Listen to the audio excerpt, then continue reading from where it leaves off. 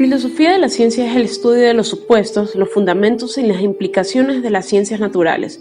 El cientificismo es la creencia generalizada de que los supuestos y métodos de investigación de las ciencias físicas y naturales son igualmente apropiadas o incluso esenciales para todas las demás disciplinas, incluidas la filosofía, las humanidades y las ciencias sociales. El positivismo es la filosofía estrechamente relacionada que sostiene que el único conocimiento auténtico es el conocimiento científico y que dicho conocimiento solo puede provenir de la afirmación positiva de teorías a través de un método científico.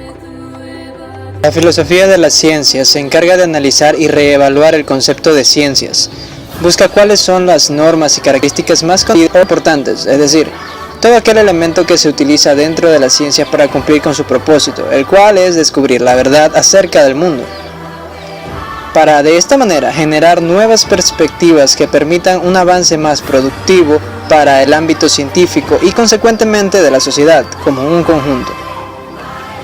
Generalmente en el transcurso de la clase se focalizaba comprender conceptos de suma importancia para entender por qué la ciencia es como es y cómo podría ser en el futuro. Nos centramos en conocer cómo conocemos lo que conocemos. Es decir, que es apartarnos de un paradigma. Esta ya no es una herramienta eficiente para explicar determinados sucesos de la realidad. Nos dimos cuenta que la caída de paradigmas es muy usual en la historia humana. Además de que la comprobación de algo no es algo de lo que podamos fiarnos siempre. Lo que era un acierto en una época, para otra época será solo un error en la búsqueda de la verdad. ¿Qué es ciencia? Una de las preguntas centrales de la filosofía de la ciencia es distinguir la ciencia de la no ciencia, aunque muchos consideran que el problema es insoluble o indiscutible. Históricamente, el punto principal de discusión fue entre la ciencia y la religión, e incluso hoy en día. Muchos opositores del diseño inteligente afirman que no cumplen con los criterios de la ciencia y que no deben ser tratados en pie de igualdad como evolución. Los criterios para la ciencia típicamente incluyen la formulación de hipótesis que cumplan con los criterios lógicos de contingencia, es decir, no necesariamente lógicos entre verdadero y falso, el de falsabilidad, es decir, que puedan demostrarse falsos, y verificables, es decir, hay alguna esperanza real de establecer si es verdadero o falso, una base de evidencia empírica y el uso del método científico. En Karl Popper, el método de la ciencia es la falsación, es decir, una teoría científica que supera la prueba de la falsación, vigente si no se demuestra que es falso.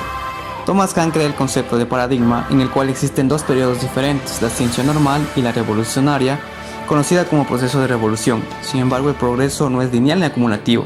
Algunos de los más importantes descubrimientos no se han basado en un método único, sino varios científicos han realizado distintos descubrimientos debido a circunstancias equívocas, por error o a su vez por suerte.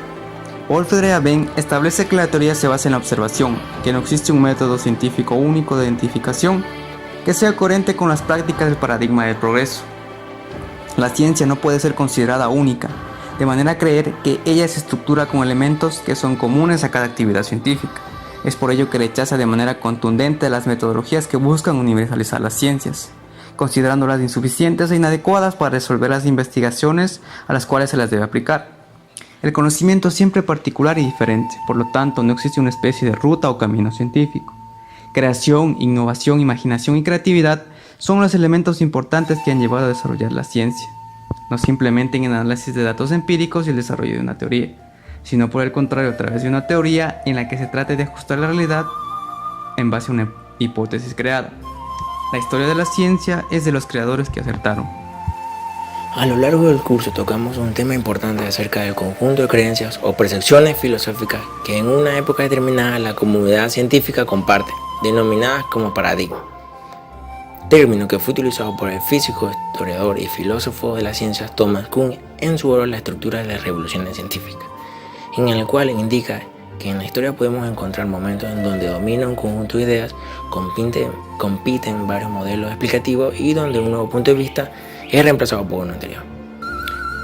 Esto analizamos en clases con una pregunta: ¿cuándo ocurre un cambio de paradigma o qué es una revolución científica? lo cual pudimos repasar que a lo largo de la historia de la ciencia encontramos épocas críticas donde un modelo teórico es sustituido por otro, como por ejemplo el cambio de la física medieval por la moderna a finales del Renacimiento, de la teoría astronómica geocéntrica por la heliocéntrica de Copérnico y Galileo, de la transición de la óptica geométrica con la óptica física, entre otras, donde podemos notar algo relevante, que en los cambios de teorías científicas son importantes la dimensión no racional o contexto de descubrimiento como la dimensión objetiva y científica o contexto de justificación.